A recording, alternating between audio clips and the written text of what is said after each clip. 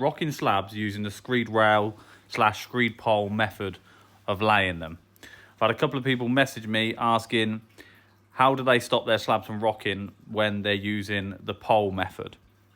So I've done a little drawing here. Hopefully it helps you out. So that's your slab, the brown bit on the top.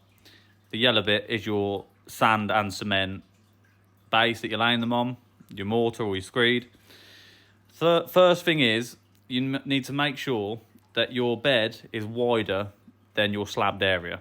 We usually go by at least 100 mil, and that needs to be really well compacted, because if it's not, then if you just lay it to the same size of your slabbed area like this, then the slab's gonna want to push into the softer areas either side, especially if the weather's not too good and your sub base isn't the best, which it should be, but there's not always ideal conditions. But just forget that. Just make sure your bed is wider than the slabbed area and make sure it's well compacted. Then they're not going to be falling to the sides, especially if you've got like 2 slabs wide. Then you'll end up having them raised in the middle because they've dropped either ends. So that's the first thing. The second one, it's about how you set up your screed poles. Now, you've got your 2 poles here.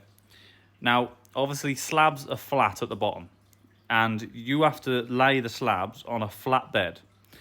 Even if you need to lay them on a slope, that slope needs to be flat. And what I mean by that is that you can't have one pole on one gradient and the other pole on a different gradient.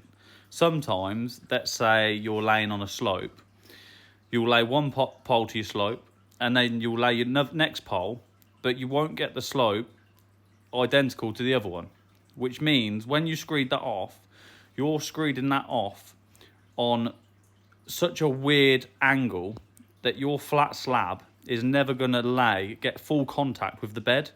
It's going to touch part of the bed, and like a corner of the slab isn't going to be touching it. So if you are laying to a gradient, or you're trying to set up your poles to a gradient, then you need to make sure that both of your slabs are level with each other.